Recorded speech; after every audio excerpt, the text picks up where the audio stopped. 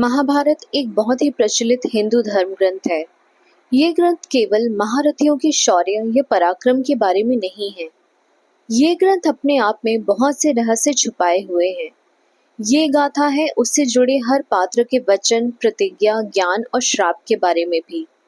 वैसे तो पांडव महाभारत के प्रमुख पात्रों में से है, किंतु जब भी इस ग्रंथ की बात होती है तो हमें पांडु पुत्रों में से युधिष्ठिर, भीम या अर्जुन ही याद आते हैं। नकुल और सहदेव के बारे में ज्यादा वर्णन नहीं मिलता है। हस्तिनापुर नरेश पांडु की दो पत्नियां थीं, कुंती और माद्री।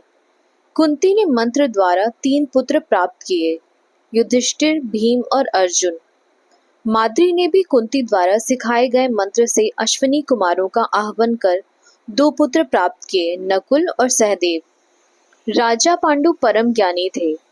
ऐसा माना जाता है कि उन्होंने अपने पुत्रों से कहा था कि जब उनकी मृत्यु हो जाए तो वे सभी उनके शरीर को खा लें, क्योंकि पांडु चाहते थे कि उनका समस्त ज्ञान उनके पुत्रों को ही मिले। वन में निवास करते समय अपनी पत्नी माद्री संग सहवास करने पर एक ऋषि द्वारा दिए गए श्राप के कारण पांडु की मृत्यु हो गई। बाकी पांडव पिता की अंतिम अभिलाषा को पूरा करने का साहस नहीं कर पाए। वे केवल सहदेव ही थे जिन्होंने अपने पिता की अंतिम इच्छा अनुसार उनके शरीर का सेवन किया। अपने पिता के शरीर का पहला टुकड़ा खाते ही सहदेव को इतिहास का ज्ञान प्राप्त हो गया। दूसरा टुकड़ा खाते ही उन्हें समस्त वर्तमान का ज्ञान प्राप्त हो गया। तीसरा टुकड़ा खाने के बाद सहदेव को संपूर्ण भविष्य का भी ज्ञान हो गया। सहदेव को पहले से ही पता था कि महाभारत का युद्ध होने वाला है और उन्हें ये भी पता था कि युद्ध का परिणाम क्या होगा।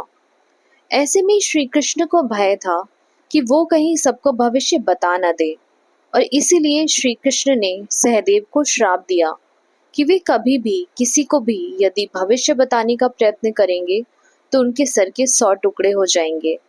अगर आपको ये जानकारी अच्छी लगी हो तो प्लीज़ वीडियो को लाइक करें और मेरे चैनल को सब्सक्राइब करें। Thank you for watching.